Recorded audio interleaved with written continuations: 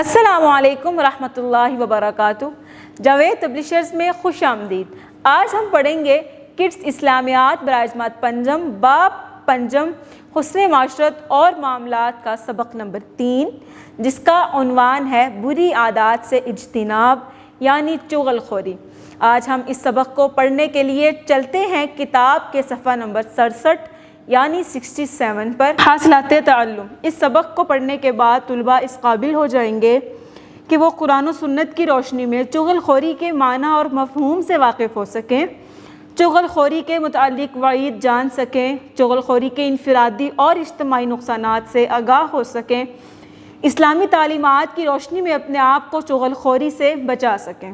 کسی شخص کی ایسی بات کسی دوسرے کو بتانا جس کو سن کر دوسرے شخص کے دل میں رنجش اور ناراضگی پیدا ہو جائے اور تعلقات خراب ہو جائیں، اسے چغل خوری کہتے ہیں۔ یعنی کہ کسی بھی شخص کے بارے میں کوئی ایسی بات، چاہے وہ سچی ہو یا جھوٹی ہو، اس کی پیٹھ پیچھے اس ایسی بات کہنا کہ اگر وہ سن لے تو اسے برا لگے، یہ چغل خوری کہلاتا ہے۔ چاہے وہ سچی ہو یا جھوٹی ہو، اگر وہ سنے تو اسے برا لگے، اسے چغل خوری کہتے ہیں۔ چغل خوری کو دوسرے لفظوں میں غیبت بھی کہتے ہیں۔ چغل خوری نفس کی بیماری ہے، اس سے اعمال ضائع ہو جاتے ہیں۔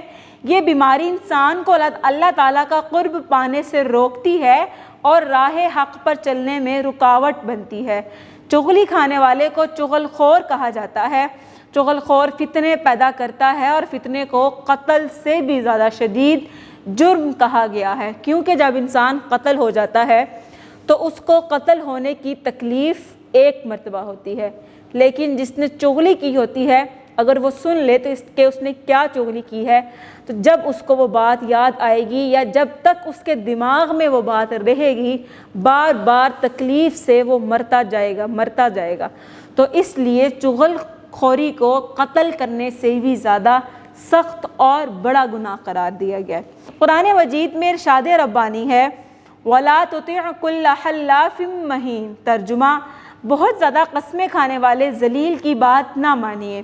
ایسا شخص اللہ تعالیٰ کے نزدیک بدترین ہے جو چغلی کرے، مسلمان بھائیوں میں تفریق پیدا کرے اور پاک باز لوگوں کی برائیاں تلاش کرے۔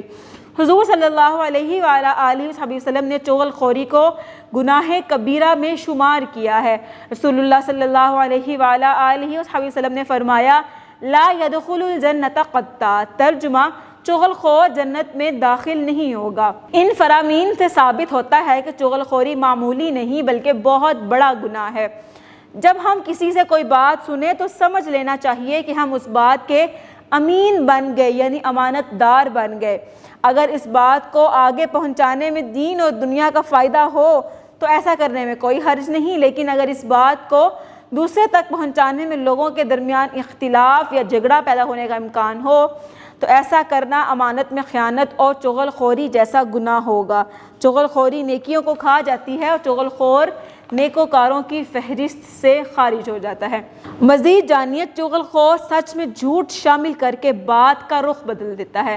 بات ہوتی کچھ اور ہے لیکن چغل خور کے بتانے سے وہ بات کچھ اور بن جاتی ہے اور کچھ اور سمجھی جاتی ہے۔ چغل خوری کے نقصانات۔ چغل خوری سے اللہ تعالیٰ اور اس کے رسول صلی اللہ علیہ وآلہ وسلم کے احکامات کی حکم عدولی ہوتی ہے، یعنی حکم کی نافرمانی ہوتی ہے۔ نمبر 2، چغل خوری گناہ کبیرہ ہے۔ نمبر 3، چغل خور لوگوں کی نظر سے گر جاتا ہے۔ نمبر 4، چغل خوری سے دشمنی اور نفرت کو ہوا ملتی ہے۔